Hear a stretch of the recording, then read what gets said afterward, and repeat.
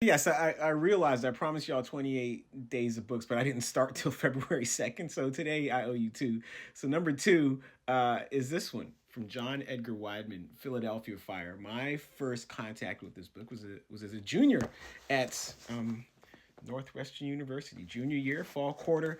The class was called Black Writers in the City, and this was one of the assigned readings, and it absolutely blew my mind. Of course, it's this book about where Wideman, the narrator of this book, it's a novel. The narrator of this book is also a writer, Black American in exile from Philadelphia, who is drawn back home after the Philly police bombed Move headquarters in 1985, and famously wound up setting fire to an entire city block. So this writer comes home to try to sift through the literal and sort of metaphorical wreckage of that bombing and tries to track down the only survivor of that bombing, a kid named Birdie Africa.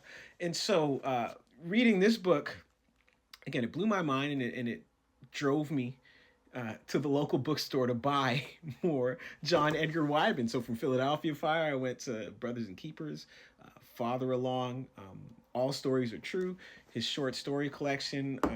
Writing to Save a Life is in this house somewhere. Just picked up Slave Road again from Source Booksellers in Detroit. And John Edgar Wideman, led me to bigger truths about myself, my own family. John Edgar Wideman is from Pittsburgh. He's from Homewood in Pittsburgh.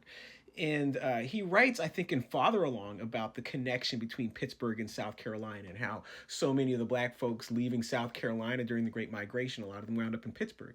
Conversely, a lot of the Pittsburgh black folks had roots in South Carolina. Now, my dad's mom is from South Carolina. My folks are from Chicago. And I always wondered how this South Carolina black person wound up in Chicago, and it led me to ask my grandmother about how exactly she wound up in Chicago. And one of the things she told me was they actually did live in Pittsburgh for a while and then moved west to Chicago. But it wouldn't have occurred to me to ask that question if I had not gone down the John Edgar Wideman rabbit hole back in October of 1997. So here we go.